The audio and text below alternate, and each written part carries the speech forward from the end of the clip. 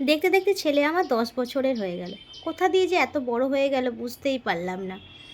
যাই হোক, ছেলেরা তো বড় হচ্ছে, তার সঙ্গে মায়েদের মনটাও একটু একটু করে খারাপ হচ্ছে যে ছেলে বড় হয়ে যাওয়া মানে সে তার নিজের না নিজে বুঝে যাচ্ছে, সব কিছু নিজের ডিসিশন নিজেই নিতে শিখে যাবে আর কি।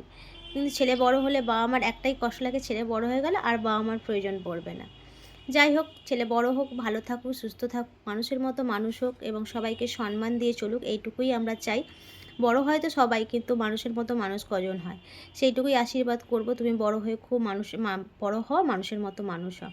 সকালবেলায় যে প্র্যাকটিসে গিয়েছিলাম মাঠে, সেখানে সব বন্ধুবান্ধবরা মিলে কেক কাটা হয়েছে, সেখানে খাওয়া দাওয়া করে এসে বাড়িতে এসেছে। বাড়িতে আসতে একটু মিষ্টি জল খাওয়ানো হয়েছে, তার সঙ্গে আমরা একটু আশীর্বাদও করলাম। এই যে দুপুরবেলা এবার ঘরে কেক কাটা হবে। এই যে এসেছে মামা মাসি সবাই মিলে এসেছে, সবাই মিলে এসে কেক কাটা হচ্ছে। আর দুপুরে খাওয়া দাওয়া যেমন হয় অল্প কিছু আয়োজন করা হয়েছে। এবারে খুব শখ ছিল ছেলেকে মাটির থালাতে খেতে দেবো, তাই ওর বাবা খুব পছন্দ করে মাটির থালা বাটি সব কিনে নিয়ে এসছে, এখানে খেতে দেওয়া হচ্ছে। তার সঙ্গে যে ছেলের স্যারকেও বলা হয়েছে, তারাও খাওয়া দাওয়া করছে।